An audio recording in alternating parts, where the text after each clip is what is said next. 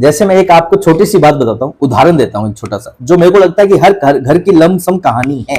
मैं मेरे घर से बताऊंगा ये, जो मुझे लगता है लमसम घर की कहानी है।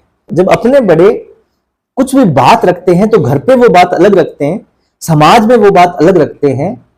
अब सोशल मीडिया का जमाना है तो सोशल मीडिया में भी बात अलग तरीके से रखते हैं। हम जैसों का क्या है कि स्ट्रेट फॉरवर्ड है, बीजेपी के समर्थक है तो बीजेपी के समर्थक है, हिंदुत्व के साथ है तो हिंदुत्व के साथ है, मोदी जी के समर्थक है तो कट्टर मोदी जी के समर्थक हैं। पर हमारे बड़ों का ऐसा नहीं है। हमारे बड़े हर चीज को नाप तोल के चलते हैं। समाज में क्या बोलना है जिससे कोई बुरा ना माने, परिवार में क्या बोलना है जिससे कोई बुरा ना माने, सोशल मीडिया में भी क्या बोलना है जिससे कोई बुरा ना माने, वो इस तरीके से चलते हैं। तो अभी मैं मेरे पिताजी की बात बताता हूँ, पापा की। पिताश्री अभी वोट दे के आए थे, तो मैंने उन्हें कहा कि आप बच्ची के साथ, उनकी पोती के साथ आप फोटो क्लिक कर लीजिए। मैं आपकी फोटो क्लिक कर, मतलब इस तरीके से जिसमें आपने ये एक साइन करते ना, वोटिंग साइन, इस तरीके से कर देता हूँ। तो पिताश्री ने अपनी पोती के साथ में फोटो क्लिक करवाई मेरे से, तो उन्हें एक दो फोटो अच्छी लगी तो वो सोशल मीडिया पे पोस्ट करना चाहते थे। अब सबसे बड़ा उनके लिए है कि अब स्टेटस क्या लगाए। अब वो डायरेक्ट नहीं लिख सकते कि हमने वोट बीजेपी को दिया, क्योंकि समाज में भांति भांति के लोग रहते हैं, हमने इनको वोट दिया, किसी मतलब बीजेपी के कार्यकर्ता का, मतलब बीजेपी के सांसद का नाम लिखे या जैसे भी, वो नहीं लिख सकते। मुझे कहते कि मैं ऐसा लिख दूं कि मेरा वोट देश हित में, मेरा वोट धर्म के लिए, मेरा वोट फ्यूचर के लिए, मेरा वोट मेरे बच्चों के लिए, मेरा वोट मेरे बच्चों के भविष्य के लिए।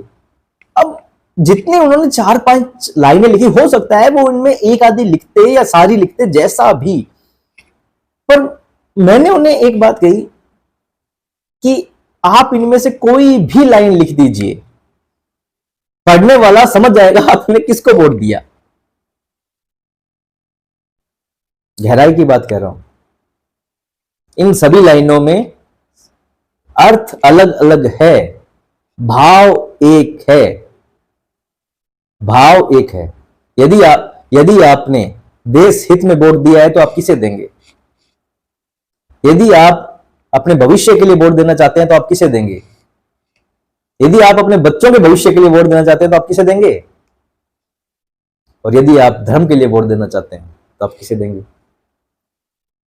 यदि आप सबकी सर्वसम्मति के लिए वोट देना चाहते हैं, सबके विकास के लिए वोट देना चाहते हैं, सबके उद्धार के लिए वोट देना चाहते हैं, आप किसे देंगे? जब हम ये निशान फोटो में ये निशान दिखाते हैं और ये अपने कैप्शन में लिखते हैं कि ये वोट मेरे बच्चों के भविष्य के लिए, ये वोट मेरे धर्म के लिए, ये वोट मेरे फ्यूचर के लिए, ये वोट आस्था के लिए, ये वोट राम मंदिर के लिए, ये वोट 370 के लिए, कोई भी लाइन लिख दीजिए आप जो आपसे और आपके समाज से, आपके फ्यूचर से रिलेटेड हो, पढ़ने वाला समझ जाता है कि आपने वोट किसको दिया है। आखिर ऐसा क्यों? सबको पता है, लाइन पढ़ने वाले को पता है, उसने देखा नहीं है आपको वोट देते हुए। लाइन पढ़ने वाले तक को पता है कि इन सबकी जो विचारधारा है वो बीजेपी से मिलती जुलती है। बीजेपी से मिलती जुलती नहीं, बीजेपी की ही है।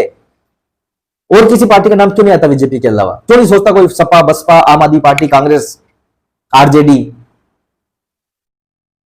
तृणमूल कांग्रेस, ममता बनर्जी? क्यों नहीं सोचता कोई? क्यों बीजेपी का नाम डायरेक्ट आ जाता है? क्योंकि सब विचारधाराएं बीजेपी की है।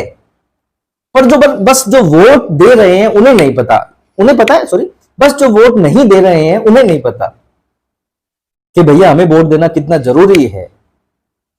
हम जो वोट दे रहे हैं वो हमारा फ्यूचर, हमारे बच्चों का फ्यूचर, हमारे समाज का, हमारे देश का फ्यूचर तय करेगा ये वोट। छोटी सी प्रॉब्लम आई, वोट नहीं दिया। थोड़ी सी गर्मी पड़ी, वोट नहीं दिया। कहीं गए हुए हैं, वोट नहीं दिया। थोड़ा लेट हो जाएंगे, वोट नहीं दिया। थोड़ा चीजें डिले कर सकते हैं। ये छोटा चुनाव नहीं है, ये प्रधानमंत्री का चुनाव है, देश के भविष्य का चुनाव है, हमारे भविष्य, हमारे बच्चों के भविष्य का चुनाव है। पर लोग कम वोटिंग कर रहे हैं। फर्स्ट फेज पॉजिटिव है, सेकंड नेगेटिव है। फर्स्ट फेज पॉजिटिव ये है कि कांग्रेस वाले सोच रहे हैं कि बीजेपी आ चुकी, विपक्ष वाले मतलब विपक्ष वाले सोच रहे हैं कि बीजेपी आ चुकी है, मोदी जी आ चुके हैं तो ना दें। ठीक है, मत दो। बीजेपी वाले लोग नहीं दे रहे ये सोच के कि मोदी जी आ चुके हैं, नहीं, हम वोट देंगे तब आएंगे, और आने से मतलब नहीं है, हमें नहीं चाहिए सिर्फ तीसरे टर्म्स, हमें नहीं चाहिए मोदी जी को सिर्फ तीसरी बार लाना, हमें लाना है 400 पार करके, जिससे वो आदमी कुछ कर सके संसद में तो ठोक के कर सके, ठोक के कोई संविधान में बदलाव कर सके, कोई नियम लागू कर सके तो ठोक के कर सके, सोचना ना पड़े कि आम जनता पूरा देश मेरे साथ में है, ये चलना चाहिए, ना कि ये कि कल को क्या हो जाएगा सरकार गिरे, नहीं, ये नहीं चाहिए हमें, थर्ड टाइम इस टाइप में नहीं चाहिए, थर्ड टाइम हमें चाहिए 400 पार में ठोक के कुछ करे, और वो जब होगा जब हम बाहर निकलेंगे, वोट देंगे। ठीक है, आज का टॉपिक यहीं समाप्त करते हैं। अभी बहुत बड़ा मौका है, अभी चुनाव बहुत बड़ा है, अभी फर्स्ट फेस हुआ है, ये वोटिंग का 5वां भाग भी नहीं है, उससे भी कम है, बहुत बड़ा चुनाव पड़ा है।